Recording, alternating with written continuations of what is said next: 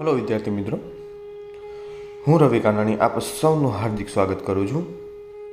आज रोज આપણે semester 2 subject English ધોરણ 7 એનું યુનિટ નંબર 2 જે છે સ્ટેપ બાય સ્ટેપ એના વિશે અભ્યાસ કરવાનો છે। તો ચાલો આગળ વધીએ આ યુનિટ તરફ। આપણા આ યુનિટ 2 જે છે એની મેઇન એક્ટિવિટી છે એક્ટિવિટી નંબર 8, જેનું નામ છે મેગા રાઇડ।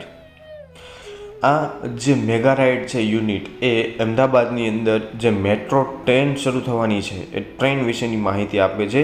એની પ્રી પ્લાનિંગ આપે છે કે ભાઈ મેટ્રો ટ્રેન જે અમદાવાદની અંદર શરૂ થવાની છે એનું રૂટ અને ટાઈમિંગ શું શું હશે અને એને કંડક્ટ કરવા માટે કેટલો ખર્ચો થશે એ તમામ પ્રકારની માહિતી આપે છે। તો ચાલો આપણે યુનિટની શરૂઆત કરીએ। Gujarat is a progressive state. Progressive state એટલે કે પ્રગતિશીલ રાજ્ય। ગુજરાત એક કેવું રાજ્ય છે? પ્રગતિશીલ રાજ્ય છે। Ahmedabad is the large city and the centre of business in Gujarat. ગુજરાતની અંદર અમદાવાદની જો વાત કરવા જઈએ તો એ સૌથી વિશાળ સિટી છે, શહેર છે। બીજું એ જે કોઈ પણ બિઝનેસ છે, ધંધાઓ છે એનું કેન્દ્ર બિંદુ છે। Gandhinagar is the capital of Gujarat. Gandhinagar જે છે એ કેપિટલ એટલે કે રાજધાની છે ગુજરાતની। About 50,000 people every day travel between these two capitals, old and new. Around 50,000 people એટલે કે લગભગ 50,000 જેટલા લોકો છે એ એવરી ડે દરરોજની માટે ટ્રાવેલ કરે છે, મુસાફરી કરે છે બિટવીન ધીસ ટુ કેપિટલ્સ। આ જે બે રાજધાની છે આપણી ગુજરાતની જે જૂની રાજધાની હતી એ હતી અમદાવાદ અને હાલ એ બદલીને હવે નવી થઈ ગઈ છે ગાંધીનગર। તો એ જે જૂની અને નવી રાજધાનીઓ છે, કેપિટલ્સ છે, એમની વચ્ચે લગભગ અંદાજે 50,000 જેટલા લોકો ડેઇલી ટ્રાવેલ કરે છે। એ કોઈ પણ કારણોસર હોય, પોતાના વ્યવહાર હોય, પર્સનલ વ્યવહાર અથવા તો ધંધાકીય વ્યવહાર માટે ટ્રાવેલ કરે છે।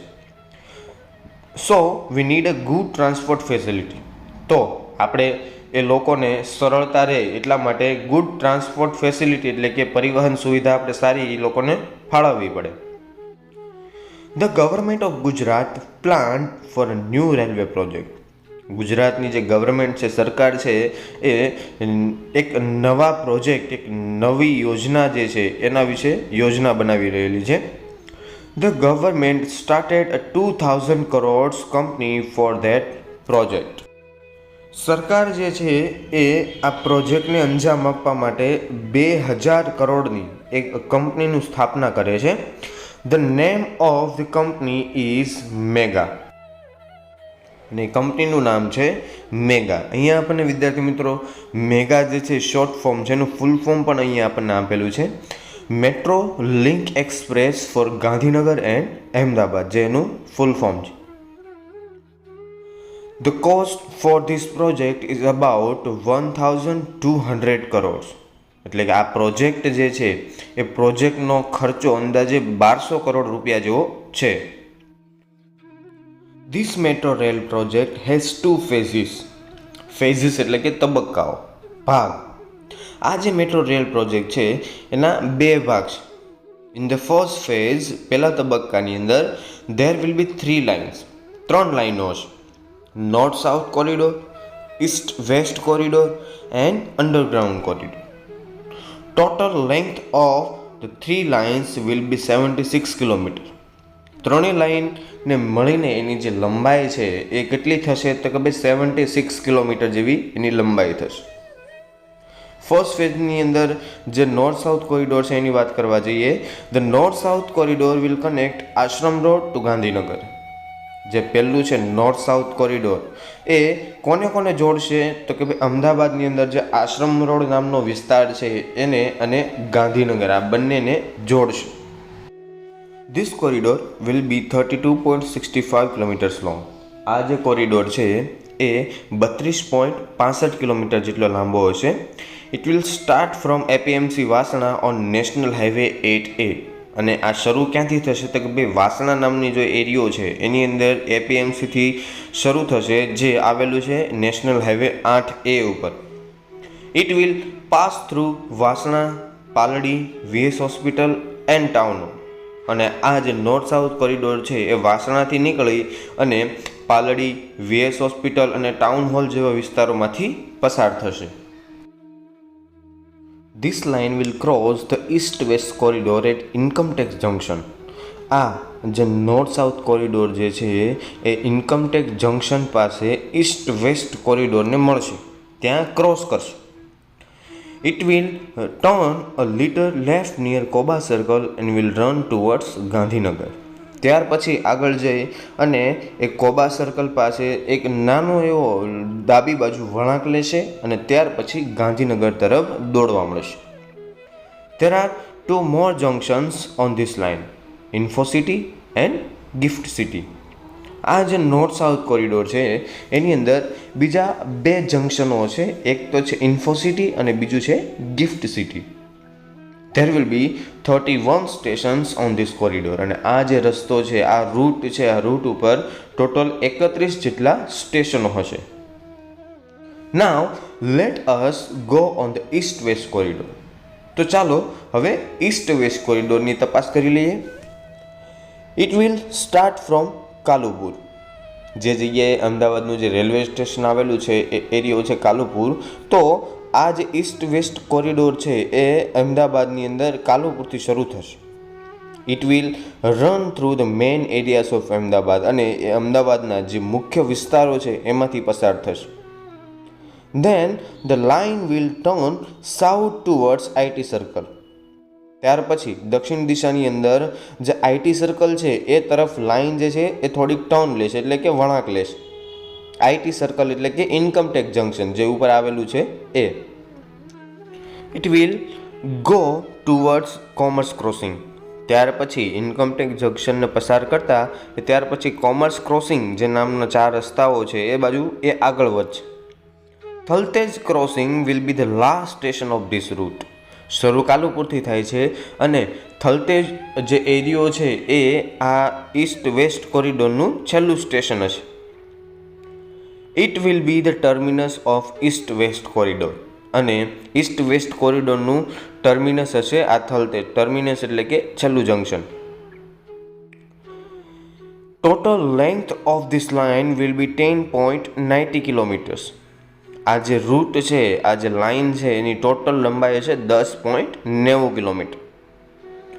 It will connect the eastern and western Ahmedabad. અને આ જે લાઇન છે ઈસ્ટ વેસ્ટ કોરિડોર એ ઈસ્ટ અને વેસ્ટ બંને બાજુના અમદાવાદને જોડશે. Most of the metro route will be on pillars and overbridges. મોટા ભાગનો જે મેટ્રોનો રૂટ એટલે કે રસ્તો છે એ શેના ઉપર આપવામાં આવેલો છે? તો કે ભાઈ પિલર્સ એન્ડ ઓવરબ્રિજીસ. પિલર્સ એટલે કે જે થાંભલાઓ છે, મોટા મોટા થાંભલાઓ એના ઉપર, અને બ્રિજીસ એટલે કે મોટા મોટા જે પુલો બનાવવામાં આવેલા છે એની અંદર આપવામાં આવશે. This will be called elevated route. આ રસ્તાઓ જે છે એને કેવા રસ્તાઓ કહેવામાં આવે? એલિવેટેડ. એલિવેટેડ એટલે કે ઉચ્ચ રસ્તાઓ, એટલે કે જે જમીન હોય એની સપાટીથી ઉપર આવેલા હોય એવા રસ્તાઓને એલિવેટેડ રૂટ કહેવાય. The travelers will enjoy the beautiful scenes in the town. Traveller જે મુસાફરી કરી રહ્યા છે ટ્રેનની અંદર એ ટાઉનની અંદર, શહેરની અંદર જે સુંદર નજારાઓ છે એમનો આનંદ માણી શકશે. It will be a lovely view to see metro train running on elevated track.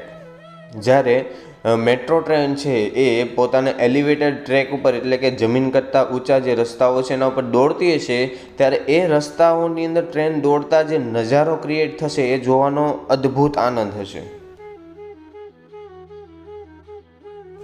આ તો વાત થઈ જે ટ્રેનનું ફાળવેલું બજેટ છે એ અને એના રસ્તાઓ વિશે.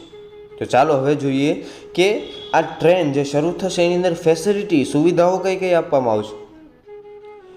તો જોઈએ આપણે. You will be able to travel without tickets in this metro rail. આ ટ્રેનની અંદર જો તમારે મુસાફરી કરવી હોય તો તમે ટિકિટ વગર પણ મુસાફરી કરી શકશો. You can use smart card facility. તમે સ્માર્ટ કાર્ડ ફેસિલિટીનો યુઝ કરી શકો. સ્માર્ટ કાર્ડ ફેસિલિટી એટલે શું? તો કે ભાઈ ક્રેડિટ કાર્ડ અથવા તો ડેબિટ કાર્ડ જેવા કાર્ડ્સ હોય છે એની મદદથી પણ તમે મુસાફરી કરી શકો, એનો ઉપયોગ કરી શકો.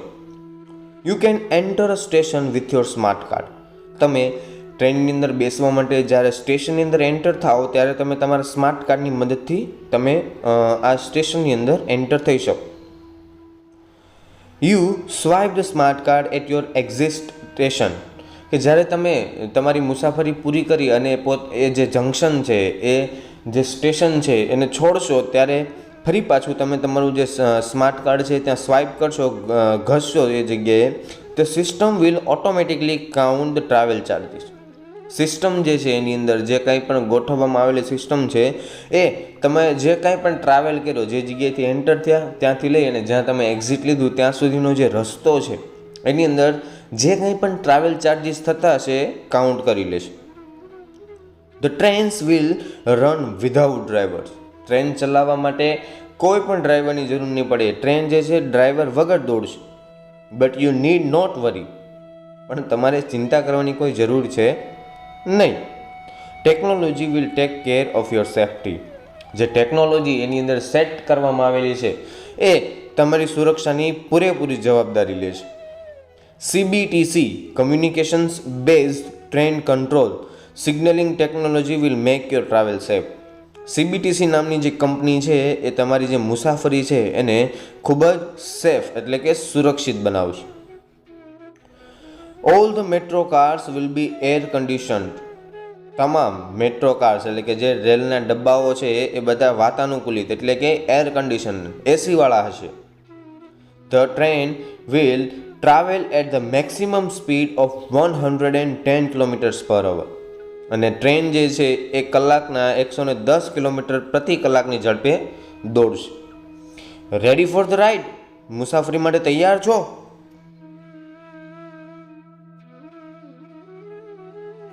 વિદ્યાર્થી મિત્રો, હવે તમે તમારી ડિસ્પ્લે પર જોઈ શકો છો કે હમણાં જે આપણે ઈસ્ટ વેસ્ટ કોરિડોર અને નોર્થ સાઉથ કોરિડોર વિશે જે વાતચીત કરી એના રૂટ મતલબમાં ક્યાંથી શરૂ થાય છે અને ક્યાં અંત આવે છે એ તમામ વસ્તુની માહિતી અહીંયા આપણને મેપની અંદર આપેલી છે. તો એકવાર શાંતિથી જોઈ અને તપાસ કરી લો કે કદાચ તમને કોઈ રૂટની અંદર સમજણ ના પડી હોય તો આ મેપના આધારે તમને ખ્યાલ આવી જશે. Thank you.